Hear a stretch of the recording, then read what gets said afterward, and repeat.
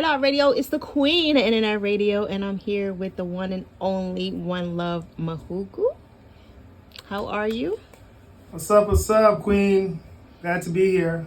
Thank you. Okay. Good to see you again. He said good to see you again. The place looks different from before. So. Oh, yeah. This studio's crazy, y'all. I want to upload some photos. It's nuts, man. It's so decorative. Looks like a shop. She has her own apparel here, hoodies, jackets. You know, it's mad comfy, man. Mad comfy. Yeah, you know, hopefully we'll get one of them. I gotta see it. It's crazy. I'm going to wear your joint when you give it to me. Yeah, tank top. For sure. For sure. I'm in Delaware County. Delaware? Oh, okay. That's a long ride. Listen, That's a ride. listen. I work in Philly though. Oh, okay. So you come every day? Yeah. Jesus. It's all good. You know what I'm saying? Hey. You're originally from Kenya. Yep. Okay. What's the difference from Kenya than being here in the U.S.? The difference is, I guess, opportunity. Okay. You know, and poverty rate. You know, every country has corruption to a certain degree. So in Kenya, you know, there's a huge separation between the rich and poor. There's no middle class. So I guess the difference is opportunity and freedoms. In America, you know, you can be gay, you could be Muslim, you could be Sikh, you could be Christian, you could be an atheist. You know, you could be transgender in America. You can't do that down there? I mean, and people will let you mind your own business. In Kenya, in the Middle East, I lived in 3 continents. So it's like overseas, you can't, you know, have those freedoms. But America allows that, you know. So that's the difference, man. You know, just opportunity financially. There are more options here if you want to work hard. When I was in high school, when I was at Temple, you know, in college, I always encourage people to travel the world. You know, don't think the world is your backyard. You know, go travel the globe, go live elsewhere. You know, and you realize there's opportunity everywhere. What was you going to school for at Temple? I went there as a graphic design, you know, student. Okay. You know, and I at the time, you know, those who know Temple, Tyler School of Art was at Elkins Park, Cheltenham. Okay. And I was like one of 2 black kids in the whole school. Wow. So I won't put Temple on blast, man, but everyone knows that, you know, it was me and a bunch of a kid from New York, you know, do-rag, you know what I'm saying? I had hair at the time, you know, pierced nose, you know, on my Tupac, on my bad boy stuff, you know what I'm saying? Coming into a campus full of emo kids. So I needless to say, I gave up that degree. Okay. And I went into the film and mass media school. All right. And I graduated with that degree. Okay. Did you lose your hair by just default? No, I'm just saying. No. Oh. It's not by default. Listen, you know. I mean, you know. All right, listen. Let's give it a bean. All right, listen. Or did you just do it because you I just can grow want to hair, do man, it? but the Aaron McKee, you know what I'm saying? The what do you call it, John? The Willows, the Aaron McKee, the receding joint right here. Right. Yeah. I started getting the Aaron McKee, you know what I'm saying? The Anthony Glover shit going on, you know what I'm saying? And I say, you know what? I say, you know what, man? Let me shave this thing off, man. Right. That's what happened, I'm saying. Okay. Do you think the women are different from, definitely probably from there, from Kenya to here? Like, they're definitely different? I mean, in the city, Nairobi, if you're in the city, you know, the girls there are like the girls here. Right. And so the social media, the same TV shows, the same culture on TV is being shown in Kenya. Wow. So the women in the city are city girls, like in Nairobi. Wow. If you go out of the city into the village, you find more cultured women. So they do have villages and all that stuff still? Way out of the city. Way, way, way out. Yeah, just like, you know, Dominican Republic. If you go there, you know, the city is like here. If you go into the village, you find some really traditional Hispanic women, you know, cooking, you know, barefoot, you know what I'm saying, mothers, you know. So every country has that. I mean, even here in the United States, you know, it's, you know, closer to the east, you know, you have city type people. You go down south, out west, you know, you have more cultured, you know, women, you know. Right. That's true. So your dad is your role model. Oh yeah, I mean people. I got on a Kobe jersey. Okay, that's my favorite athlete, ball player. You know, rest in peace, Kobe. Right. And I actually met his father in January. I was leaving CVS down Sea Line Avenue, and out of a Kia, mini truck is his father. Popped out of the truck, so I approached him. We spoke for an hour. Wow. And about I made the conversation about his career, and I told him I was his son's biggest fan, and I gave him a big hug, hugged each other, and that was that. So I met Jelly Bean Bryant. I'm saying so. I'm inspired by people like Kobe. I'm inspired by people in the entertainment business. Like I grew up in high school, I was always a fan of Death Row Records. I was always a fan of Terror Squad Entertainment. I was a fan of Rockefeller, State Property. So You say state property. Like listen, I'm not gonna know that. I was a fan of these people. Okay. I was a fan, and so they all inspire me. But when it comes down to it, my father has been the biggest influence in my life. He taught me how to work hard. He didn't tell me. I used to watch him every day. Take care of my mom who never worked. I'm saying take care of us 4 kids. So watching my father every day, left an imprint in my mind, of what what I want to be. Right. So we're like best friends today. Growing up, being an African father, he was very strict. Right. So we're friends now, but he's been my example growing up. Yeah, I think like some of the parents should be. I mean, that's just my personal opinion. Like, because they so lenient with their kids now, and then now you see what's happening right now. Like versus being like stern. Yeah. And then having responsibility, and now these kids just do whatever, wake up whenever, be out whenever. Versus back then, it was like, you got to watch your sister. You got to do this. You got to wash dishes. I was washing dishes when I was 5, so I don't know nothing about none of this stuff that they doing now. You know what I mean? I was always taught, like, hard work. You know what I mean? And responsibility. I'm not... These kids, they don't know nothing about that. I think people might take this the wrong way, but I think, a kid is to shut up and listen. As a child, you have no opinion. You're supposed to do as you're told. So I have a daughter, and I know she's doing very well. She's 13. I think she's 20. She's changed. Okay, she's hit puberty. And long story short, as a parent, you cannot be your child's friend. You got to be stern. You got to be strict. You got to tell them what they should be doing. When they're older adults, you can let that guard down. Okay. So that's the problem we're having here in America, in the world right now. Parents are trying to be friends. The kids, you can't do that. Oh, you have a book out, right? That's on Kindle? Yeah, a few months ago it came out. Yep. How long did it take Measure you? of Man. It took me about a month to write it. Okay. We all know our iPhones have the notepad. This is free game, okay? A notepad. So I'll put a record, I'll talk into my phone. So I talked it up for like 3 chapters. Okay. So you didn't literally type anything? I talked in my phone. So after it was each chapter was written digitally on my phone. Okay. Then I put that in Word to spell check it. Oh, smart. Then I went on Kindle, Right. uploaded the book, the whole 9. Copyright.gov, it's published. I own the book now, so it's like about 85 sales so far. Made you decide to do the book? I took 4 years away from music. Okay. I thought it was 3. 3-4 years. You know I do my research, so I'm just saying. Yeah, you do. I can tell. I had I wanted to get deeper into investing. Okay. Yeah, so investing in what? I'm all over now. I'm half owner of a gym. Okay. I own a couple real estate. So I took time to stack up and buy stuff. And during that time, I was not in a relationship. I cut off all my friends. Dang, why you cut your friends off? Had to go in monk mode. I had to focus on what I was doing. I was balancing my professional job and 2 other jobs, 3 jobs. Okay. Went back to nightlife security. And the crap I did. did. A bouncer, right? Yes, I did that on the side. So I'm balancing 4 occupations. So I did that to get the capital I needed to invest. So during that time, I just I learned a lot about myself, and just the reward that comes with focusing.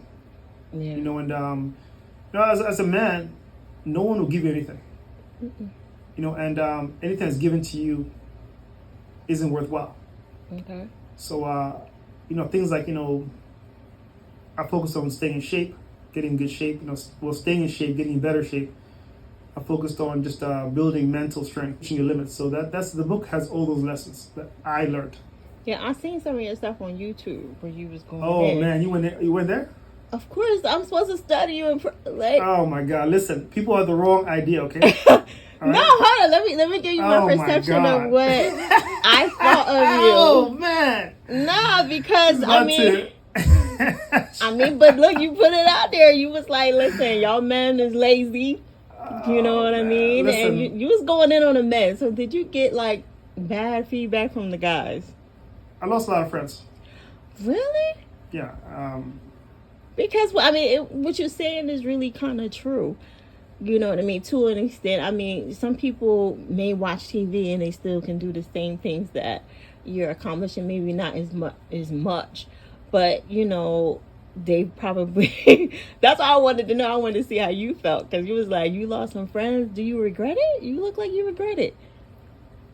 No, I mean it's strange. You know, you have friends. You come up together as friends over the years, right? Maybe through school or younger years, you come up, right? And if you start to get better than them, is it better, you know, or is it just when you start to improve, or you're too focused and they see you're driven towards like an improvement, the atmosphere changes. Okay. And so it goes from friendship to like, you know, you can feel the tension. Well, it came off a little like, you know, so I think I'm better type of thing. No, I just realized, you know, they're not. If your friends don't make you better, they're useless. Oh. I need to find better friends. So I found friends who are better than me, and they pushed me to financially, mentally, spiritually uplift my life. Mm-hmm. That's what happened. All right. You know, the older friends I had weren't on that page, and I realized there was no growth with them. Right. I thought it was pretty good though. I didn't think it was bad. We're here to grow, okay? Yeah, I didn't think the video was bad. I felt like, you know, there's a lot of men that feel the same way about you, like real strong, aggressive men. You know what I mean? It's not aggressive. It's more like just focused. Okay, focus. You know, but like men that's really, you know, not trying to be. I think you called them sissies at one point. Yeah, you did. I say that because that's where the world's going now. Right, but you know, to some people they'll think that that's like mean or whatever. Well, the world is too much of a cuddle-based system. Okay, you said women cuddle the child. I mean, the world just is a cuddle-based system right now. Okay. From our jobs, you know, they care more about someone's personal feelings than performance. We see it every day. Right. You know, men are cuddled. They're not given the harsh reality. That's why there's a lack of men that are driven, you know, focused. You know, there's lack of men who want to work like, you know, like dogs. You know, because to be lazy. What is a man though? Somebody who will get up and get shit done, no matter how he feels. That's it. If I had a bad day. If I lost someone I love today, if I'm sick, if I'm depressed, if I'm heartbroken, I'll still get up, work 14 hours, make sure everyone I love is taken care of. That sounds like me though. Well, I'm not a man. It means you're a strong woman. But that sounds like a person. There are many strong women out there who are like that. You know, we have strong mothers, we have strong grandmothers, right, who hold things down, right, in every aspect. You know, so my channel is talking to men. Right. So with men, that's what a man should do. So I can't listen to your channel? Yes, you can. Okay. You was like, my channel for men. 18% of women that follow me have 10,000 subscribers. I think it's good to learn what men are saying and what women are saying to learn about a person. You know what I mean? Because how am I supposed to know what you like if I don't listen to you? And listen to what people are like, what y'all saying. I need to know. As a woman. Even though we should know, but I'm just saying is, y'all not going to tell us everything.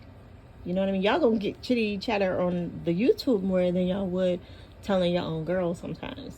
You just feel more comfortable. It seems like men are more comfortable saying it on in front of the mic than telling their own girlfriend that, because maybe she won't understand. You know? I agree.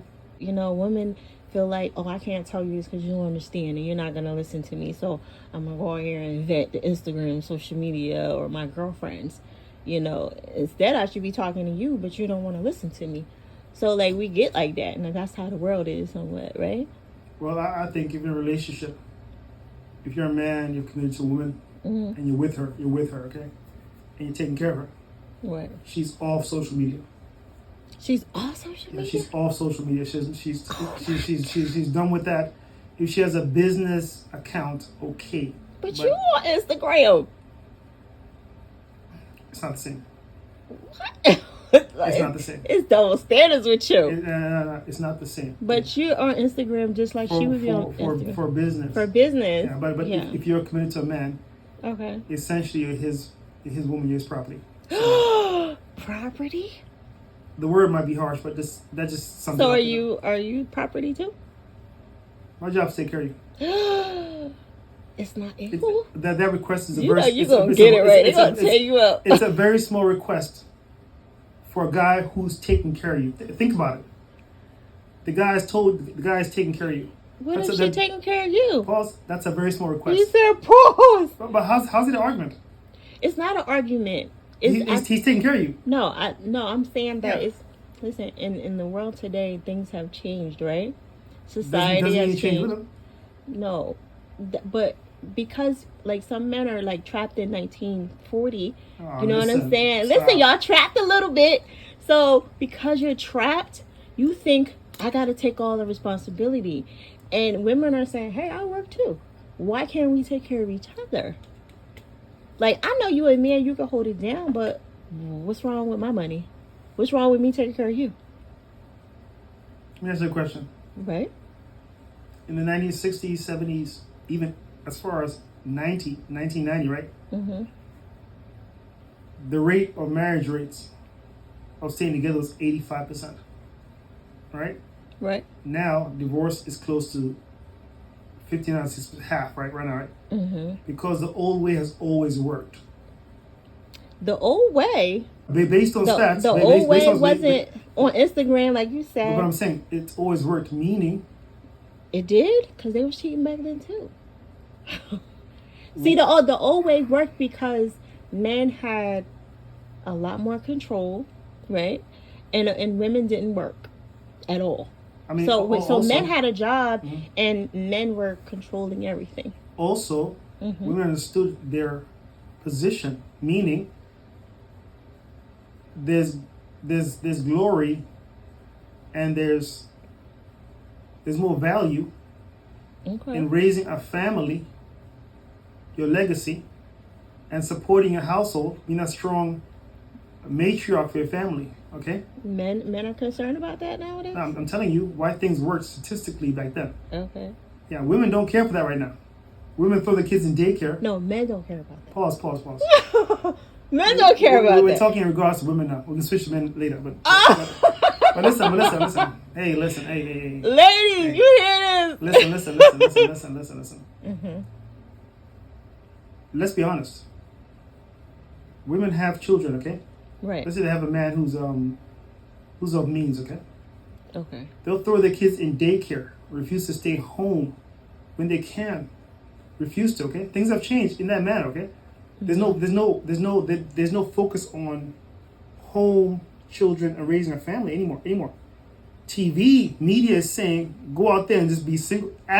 You want to be married, but you want to act like you're single. This is common knowledge. Well, I think that's that's the problem. That's why a lot of men in America mm-hmm. are choosing not to get married right now. It's a pandemic. It's growing. See the value no more. I think they don't want to get married because they have a choice. Back then, if you knocked a girl up, I'm saying men don't want to get married. They don't see the value anymore. But that's okay if they choose that. You know what I'm saying? And they have every right. And I think women are like that too. Because I'm like, I don't know, you know. Women need men, guys. Don't listen. That's all cap. No, women need men. We need each other. Women need men. See, that's a strong women need men. I'm talking about right there. Men can stay in a matchbox in a studio with a bed and a toilet, and we happy as hell. If men didn't need women, we wouldn't be here. Y'all cannot survive, and it's obvious. We built the world. Everything you see, we built. We did this. We'll be okay. Trust me. You couldn't make it without us, and that's obvious. God had to make us. He didn't make another man. He made us. We need each other. You were bored and lonely. We need each other, but now we need each other. But we do know that men are fine by themselves. But so are women. Not really. That's not what TikTok's saying. No, that's not what TikTok's saying. You got some weak women, like how you speaking of. That's not what TikTok is saying. That's how you speaking of the women. That's the not what ones TikTok that's is weak. saying. I can do without y'all. Believe me. But well, you can. Yeah, I can. Trust me. I've done it for a while now. I'm cool. Yeah. But there are women that are strong that don't need y'all, and then you have the weak ones that make us look bad. We can, and I feel like we as people need each other. I wish we stopped saying men need this and women. We both need each other. You know what I mean? We really do in essence. I'll change your mind, Joe. Yeah. But no. You said be a dangerous man. That's what the title's called, okay? Be a dangerous man. Yeah, that's the title of the book. Yeah. Okay. So why be dangerous? Why you can't just be a regular man? Like, why be dangerous? Dangerous. I meant meaning the mentality, the focus. Mentality. Okay. Got you. I like that though. Mm-hmm. You know, ain't nothing wrong with that. Not literally dangerous. The mentality. I mean, no. Kobe had the Mamba mentality, right? Right. Yeah, he was dangerous, right? Yeah. He used to hiss in the court. Yes, for the ball, like this. Right. The two different personas. Yep. Right. Mine is Ike Turner. So Ike Turner, you know how he be smacking people for no reason, just beating people up out of nowhere. You like psh, for no reason. That's me. So like if you're like hi and then psh, which is like bow. I don't believe it, man. You're too soft. Okay. I don't believe it, y'all. I don't believe it. I'm looking at it right now. It's just too soft. Yeah, see that you getting fired up. I don't believe it. But there's no reason for Ike to be here right now. See, it's fine. You're talking to fire right now. Do you think it's necessary to have features, or is it just cool to just go ahead and do it by yourself? Like, I recorded 45 tracks. You know, okay. I have them in my. I have those tracks done. And I have 15 features. I think it's important because it shows your versatility. Right. Artists, look at your tracks, your collaborations, and they know, I can work with this guy or this girl. Okay. They see your range, Right. So it just gives you more opportunities. I know, collaboration is always fun. Mm-hmm. The two artists Some people connected. feel like it's a cop out to do a whole bunch of collabs because you're not doing a whole song. Okay. So with collabs, you got somebody to take the weight off of you, and you just do that. If you're a DJ Khaled, sure. Okay. He's made millions off mixed CDs and just collaborations, right? Right. But he's not an artist though. In so many words. I guess you're right. Yeah. He's supposed to do that. Hey, listen, Earth, Wind, and Fire. Earth, Wind, and Fire had like 2 singers. Mm-hmm. The whole band they had weren't recorded. But they play instruments. That's what I'm saying. Sometimes you need, entourage. I can do tracks by myself, okay? All right? A few more radio visits. Mm-hmm. About 7 between now and August. 7? Yep. All over New York. Okay. All over New York, here, Atlanta. So I'm going to travel and just go there. And hopefully 3 in Kenya. Wow. If I can get there before the end of the year, I have 2 visits over there. Okay. What's the tickets like out there? Is it like 2,000? I haven't checked, but a little more than 2,000. Yeah. Oof. Okay. It's a big world, man. It's international. So I have some African followers. Okay. So I want to go out there. Made some connections already. Mm-hmm. So I'm going to go out there and definitely, make some noise over there. Make some noise.